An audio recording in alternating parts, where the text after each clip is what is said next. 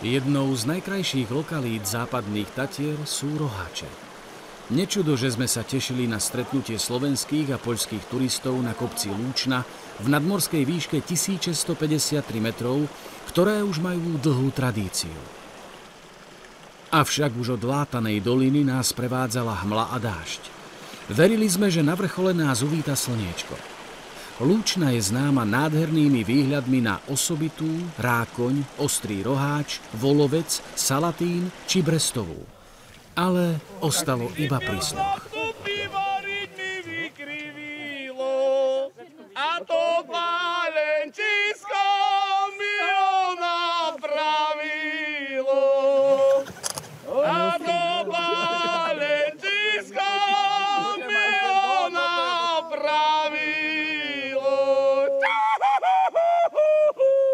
Pol deci na zahriatie a poď ho ďalej, ako keby do neznáma.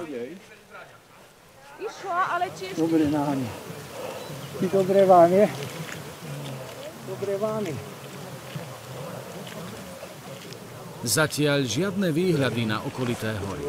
Hmla a dážď nás prevádzali až k samému krížu, kde sa konala svätá omša, ktorú celebrovali farári z Poľska a Slovenska.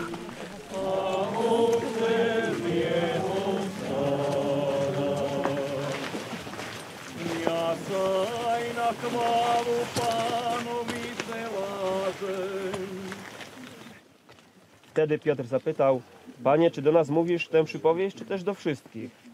Pan odpowiedział: Któż jest owym rządcą wiernym i roztropnym, którego Pan ustanowi nad swoją służbą, żeby rozdawać jej żywność we właściwej porze? To robcie na moją pamiątkę.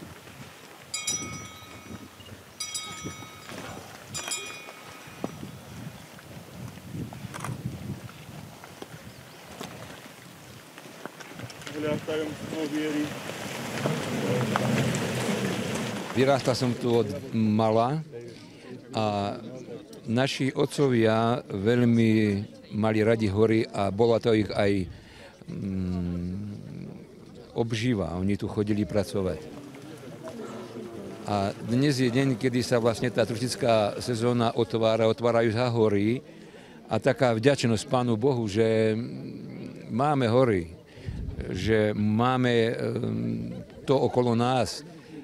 Takže také povznesenie aj ducha, aj radosť zo spoločenstva, ktoré sa vždy nájde.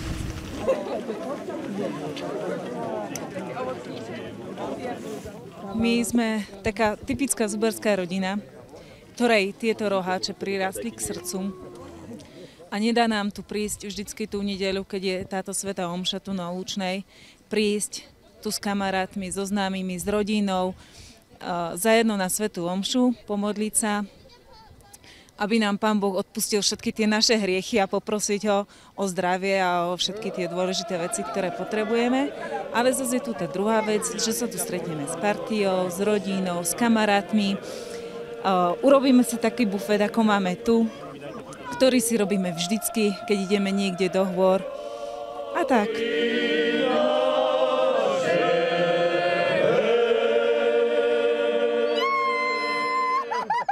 Nakoľko táto omša je symbolická,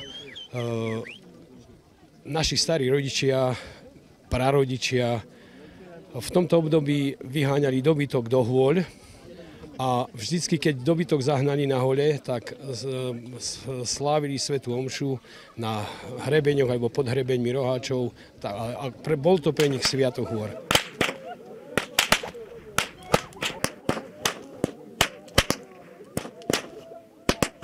Celá myšlienka toho stretania, práve dnešný deň, bolo vlastne také stretnutie, keď sa otvorili hranice v 90. roku, tak jeden Poliak, Marek Jenner, on navrhol, že by sme sa vlastne Poliaci aj Slováci stretli na tomto hraničnom vrchu.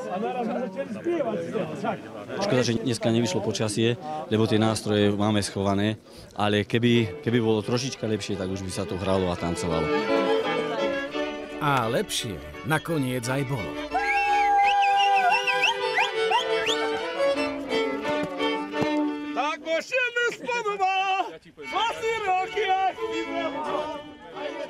Jestem ze Zakopanego. Som zo Zakopaného. Pracujem v dobrovoľnej pohotovostnej záchrannej službe, čo je ako horská služba na Slovensku.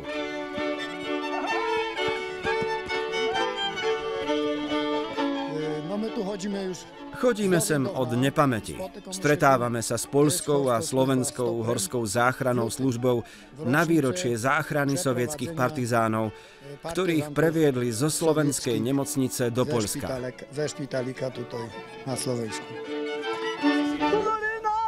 Ako je v týchto končinách zvykom, kde sú husličky, nemôže byť smutno. Sľúbené krásne výhľady na okolité vrcholy skryla hmla, ale napriek tomu na Lúčnej bolo veselo. Gorali od srdca hrali, spievali a tancovali, pretože svoje hory milujú nadovšetko.